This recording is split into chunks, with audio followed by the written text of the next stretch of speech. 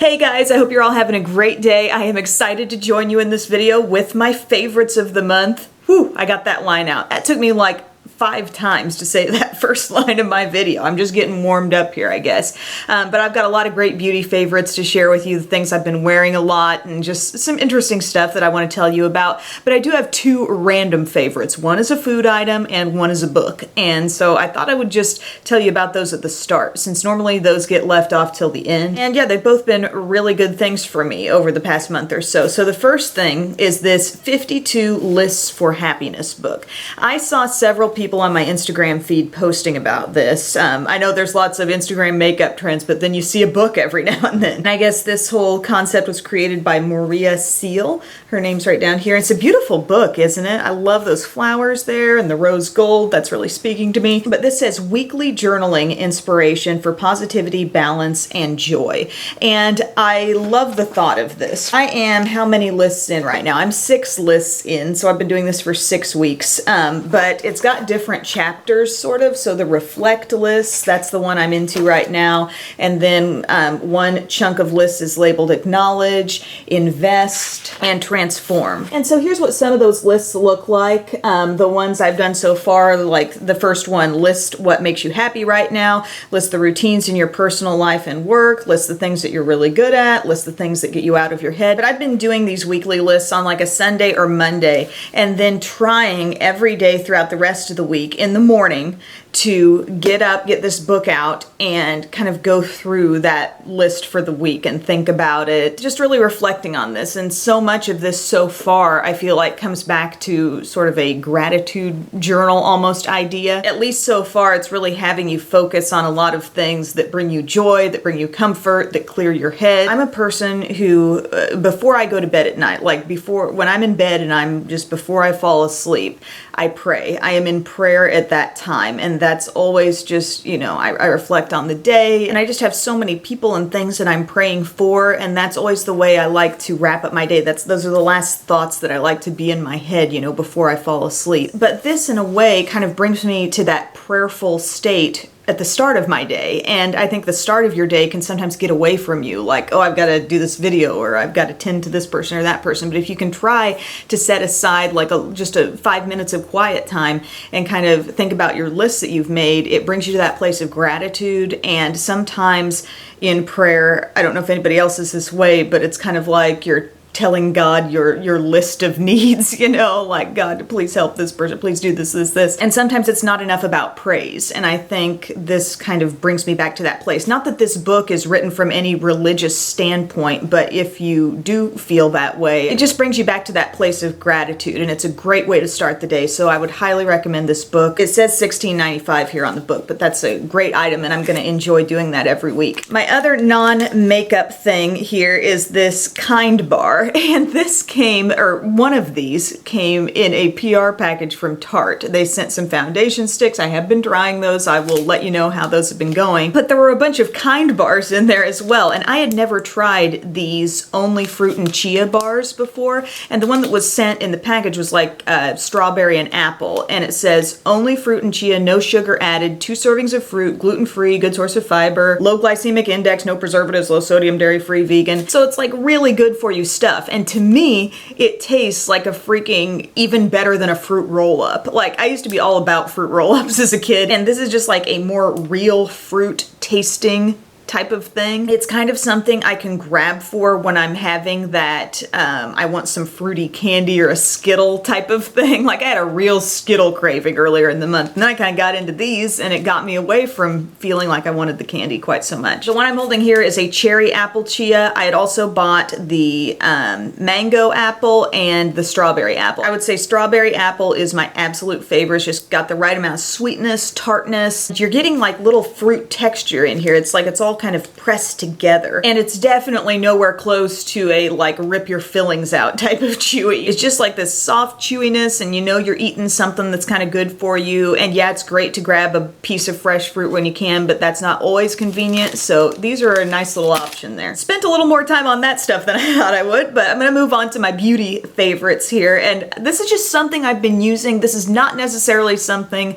I see myself repurchasing, but it's just proven to be handy for me this past last month. These from Ulta, these micellar water makeup remover cleansing pads. It says hydrating no rinse formula with aloe and cucumber, and there are 30 in here. And I had seen these on Ulta's website, and one of the last times that I placed an order, I thought, okay, let's see how Ulta's doing the micellar water thing. Because in my makeup area, that's the first thing I do every day. I've been using the Garnier one for sensitive skin, and I'll just put some on a cotton pad and run it all over my face, and it works great. My skin has been in pretty darn good shape since doing that routinely. And then when I recently ran low on my cotton pads, or ran out of my cotton pads, I saw that I had these. I'm like, oh yeah, maybe I'll just try those. And it's like the laziest thing to do ever, because here it's pre-soaked. There's a nice amount of juice in each one of these, and I just run it all over my face at the start of the day. And it gives me that very same feeling that I got with the Garnier one, only it's in a pre-soaked pad. I would say these leave maybe a little more feeling of moisture on the skin after I use them. So they've been good, you know, they've been really handy, and like I said, a total lazy person's way of going about this. These might be, you know, easier to travel with if you have one of those big bottles of micellar water, you know, at home and you don't want to take it somewhere. You can just buy the pre-soaked pads. But I still have some micellar water left, so I just need to replenish the cotton pads and I'll be good there. Another semi-skincare related item here, my Mario Badescu facial spray with aloe, cucumber, and green tea.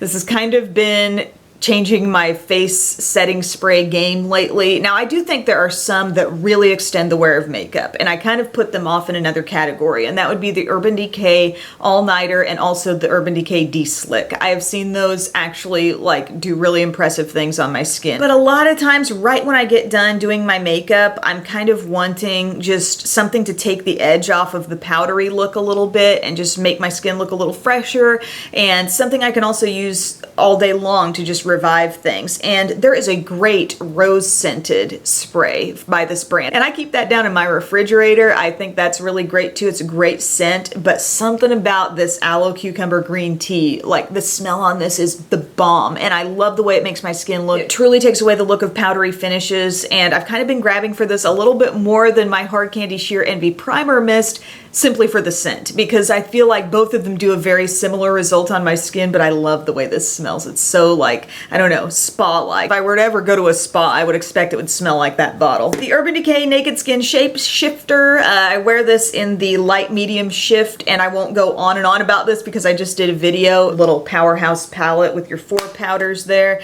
and then you got 4 creams over here. You got magnetic closure, sturdy palette. There's a mirror on each side of this little divider, which I think is fantastic. And yeah, I've been enjoying that a lot. It's such a little one-stop shop. Kind of been having to remind myself like, oh, you meant to try this other bronzer or contour or stuff like that, because this can take up so many steps in your face routine, and then before you know it, you're done and you didn't have to pick up anything else. For the nitty-gritty, definitely check my last video. Okay, when I talk about things in these favorites videos, I really want them to be purely favorites. I don't want to think like, oh, it has to be this price range, or it has to be blah, blah, blah. Like, I just want it to be a pure, like, from my heart, this is something that's a favorite item of mine. And this next one happens to be a pricey one. I'm sorry to say it's so pricey, but I do love it. And it is my Viseart Plum Bronze Blush Palette. Now, I almost borderline knocked this thing, I think, in my video where I talked about the Theory palettes, which are their smaller palettes, and they've come out with a couple of face ones. They have like a bronzer contour, a blush, and a highlight in there. Super handy, super convenient, and I had already had this,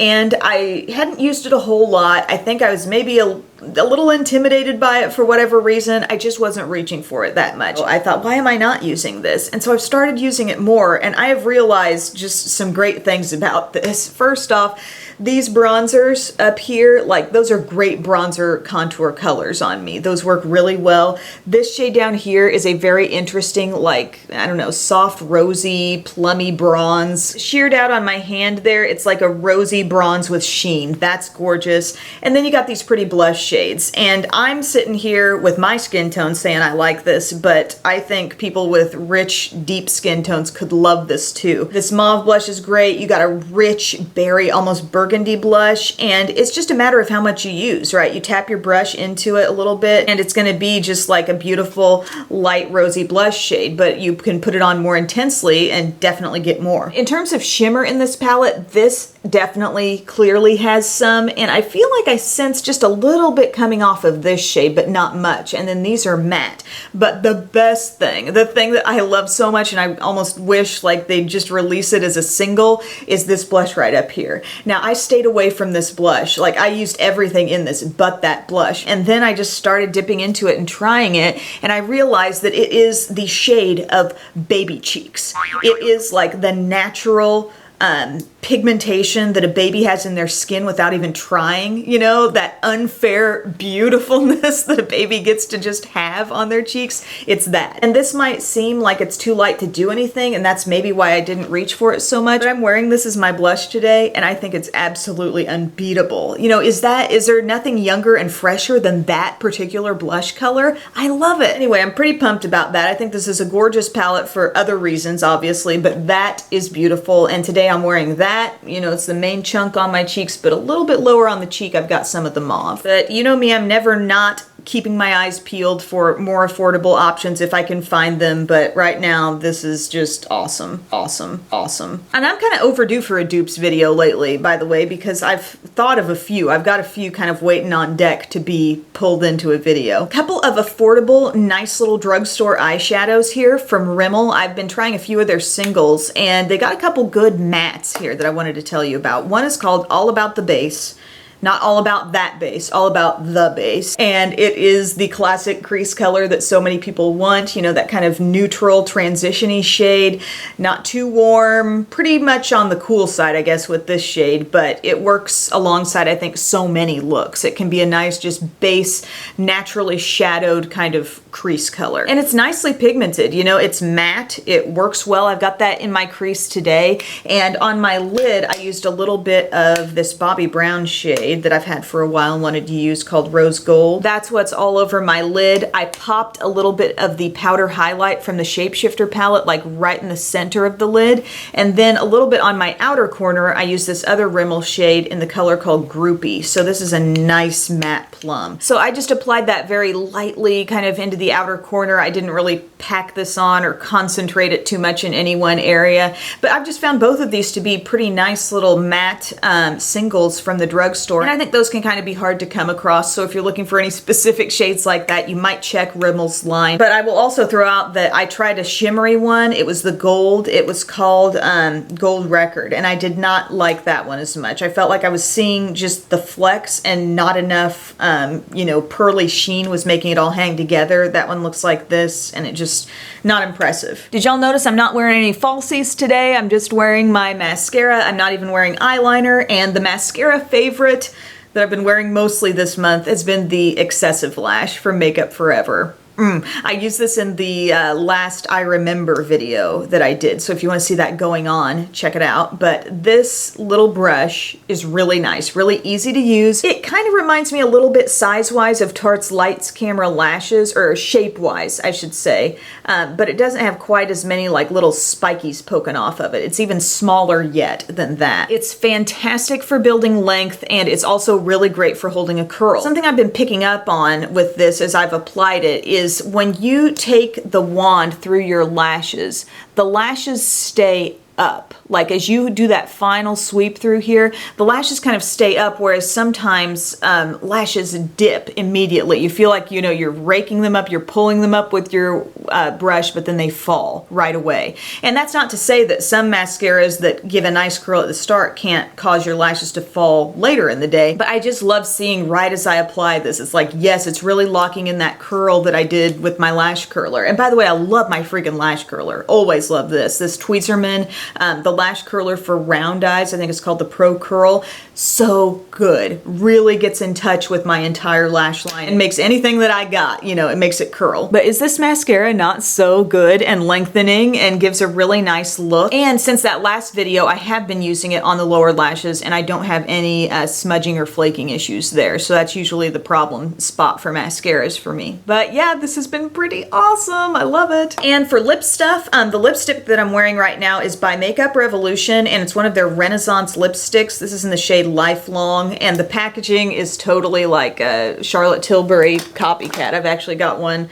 over here. Like, look how similar those guys look. When I purchased this, I actually got another one as well that's in more of a nude shade that I haven't worn quite as much, but this has been the purse color. You know, this has been the thing that when I'm out on the go or I just need to grab something before I leave the house and do a quick lip touch up, this has been the kind of shade I've been going for. It's such a fresh, like pink, but it's not too dark, not too light. I think it brings so much beauty and life to the face. It feels really, really creamy, and there is definitely a scent to this. It's like a mix of makeup and maybe a little bit floral or a little bit of like sweet vanilla put in there too. It's pretty fragrant. I mean, I don't notice it while it's on my lips, but I certainly notice it as I apply. But yeah, it's just a beautifully creamy lip color. If you have issues with product drifting outside your lips when you wear something really creamy like this, you might use with caution. You might try to blot a little bit more with this because it is just so creamy, but the color is very saturated. It's very comfortable on the lips. I guess it does feel a little similar to the Charlotte Tilbury Hot Lips lipstick that I have, but the thing that's first coming to mind as comparable to this would be like Revlon Super Lustrous lipsticks, only these feel maybe a little more like actually moisturizing. So it's kind of a nice thing they got going there, and of course the price is good with Makeup Revolution. And my last little lip thing here would be the Neutrogena Revitalizing Lip Balm. I love these. I've gone out and gotten two more. I got the Healthy Blush color and the Sunny Berry shade, and I have owned like all of these at one point in time in the past, but quite a while back I felt the need to get rid of them. They were getting old, and I had repurchased the caramel, and it just got me back on that train. And I do love the shape of these, by the way. They're like an oval lip balm, and they give you just a little bit of tint, super comfortable, great amount of balmy like thickness that actually moisturizes the lips. But these are going to be softer color-wise than most of those like Neutrogena Chubby Stick Moisture Smooth Color Sticks that I love. For the most part, these shades are even more subtle than those, so it's something you can definitely slap on without a mirror and just feel good about the way your lips look. This one, as I'd said in a past video, like put on a lip liner that's kind of neutral or nude and then put this soft caramel shade over the top, and it's so comfortable but yet long wearing. I like pairing it with my NYX slide-on lip liners. Last thing here is a love but also kind of a question. I got this Sephora VIB Rouge little perk, I guess, this Pro Mini Flawless Airbrush. Okay. So the Pro Flawless Airbrush, I guess, is one of their top-selling brushes that so many people love, and I gotta say this is a great brush. I've been using it sometimes for foundation, sometimes for concealer, and sometimes for like the creams in this palette. I thought it's good for like a little cream contour also. But is the brush part of this mini? I mean, obviously the length of this brush is mini, but they call it the Pro Mini Flawless Airbrush. So I'm just wondering, is this smaller, this top part smaller than the regular full size, or is it the same? Let me know. This is a great brush though, and I can see why it's a bestseller. But thank you guys so much for tuning in for this favorites video, the best in beauty of the month. I'd love to hear what products you're loving lately. If there's anything new that you think I should be trying out and reviewing, let me know in the comments section, and I'll see you guys later. Bye.